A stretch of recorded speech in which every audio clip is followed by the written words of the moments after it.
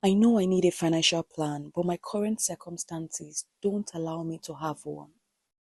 If that sounds like you, pause for a second, because that belief is what keeps most people financially stuck. Let me tell you the truth. A financial plan is not built when everything is perfect. It is built when life is tight, unpredictable, and uncomfortable. And in today's video, I will share how someone earning between 2,000 to 2,500 a month can still build a financial plan, can still pay off debt, and can still make progress. Stay to the end of this video and I will show you how it's possible.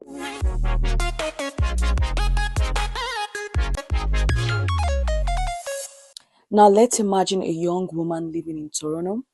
She earns on an average about 2,200 a month, and her monthly expenses looks like this. First of all, she has her rent, transportation, food and groceries, phone bill. She also has a credit card debt of about 900 and other debt with no interest. Here is the problem. On a good month, she earns about 2,500, and when the month is not so good, she could earn as low as 2,000.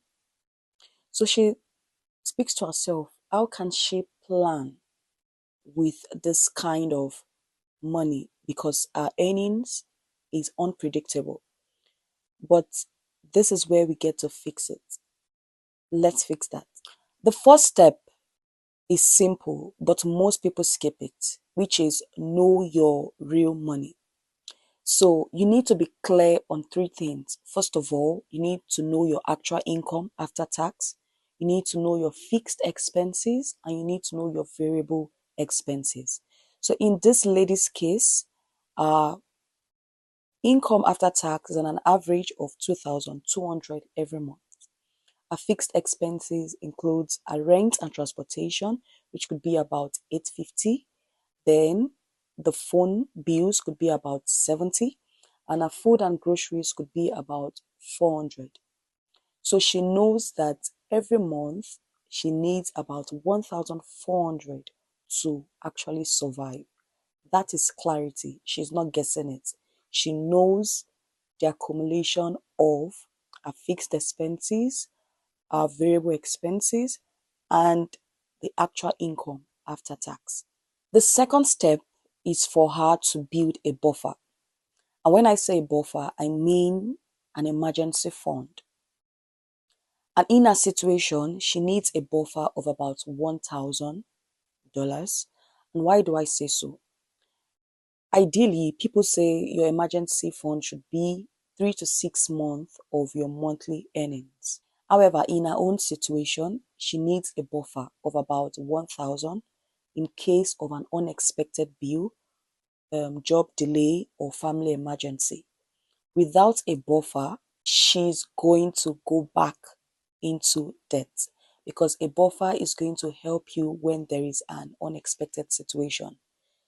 At the moment, she just needs to have just 1,000 buffer, and later on, she could build 3 to 6 months monthly earnings. Step 3 is to attack the high interest debt. In this scenario I gave earlier, she has about 900 credit card debts and other debts of about 4,000 with no interest. So she has to first prioritize the high interest debt, which is the credit card debt. You know, when you owe on your credit card, the interest rate is between 20 to 26%. And before you even start investing, you have to first of all clear off those high interest debts. There is no investment that can give you a return of an immediate return of about 26%. So the best strategy is to prioritize clearing off the high interest debt. So this lady has to begin to pay a minimum of 100 to 200 per month, so that within 4 to 8 months, she has cleared off her credit card debt. So the goal is to pay the high interest debt. Step 4 is to start investing. So after the credit card debt is gone, she can start investing. So depending on the country that you are in, there are registered accounts that you can open and start investing. For example, here in Canada, we have the tax-free savings account, we have the registered retirement savings plan, we have the first home savings account. So you could start investing your money in this account, even if you want to start small, as low as $50 to $100 a month is fine.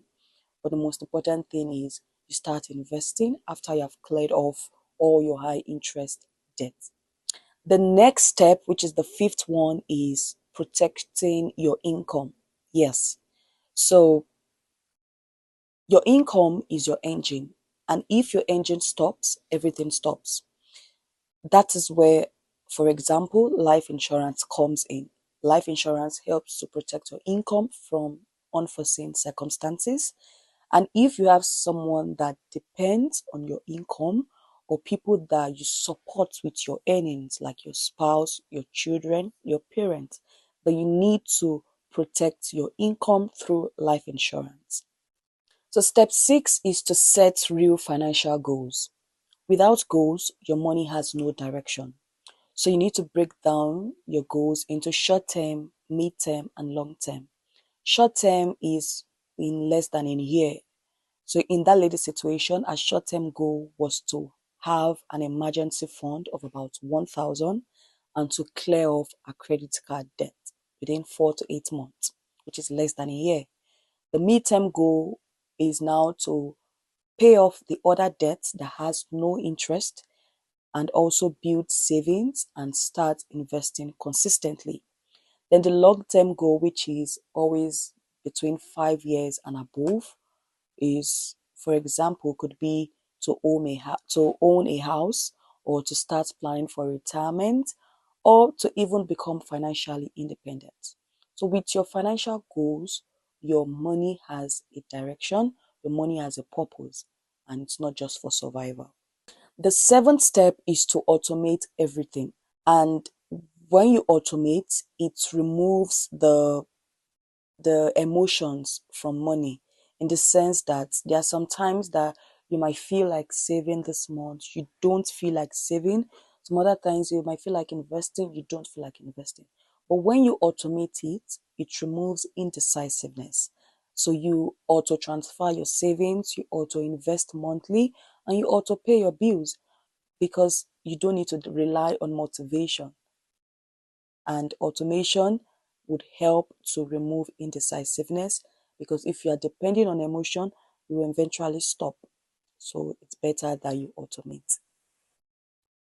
If you've been following me through, you would see that most of the steps takes money from your earnings, and it gets to a point that you might not even have so much left to keep again for yourself or for any other miscellaneous.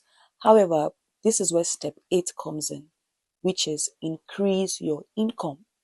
So you need to increase your income by either having a side hustle, by growing your career, developing a new skill, or start creating content just like me. However, because you cannot shrink your way into wealth, budgeting is not enough. Having to earn extra 500, 300, 400 a month changes everything. A financial plan is not about being rich, it's about structure. Because even on 2,000 a month earnings, you can still build savings, you can still have a clear financial plan, you can still you can still save and start investing consistently, and you can also become financially independent with time. But it's when you follow a system. It's not based on emotion, it's not based on motivation, but it's by following a system. So if this video helped you, give it a like, subscribe to my channel, and share to someone that may find this helpful. Thanks for watching, and I will see you in the next video. Bye for now.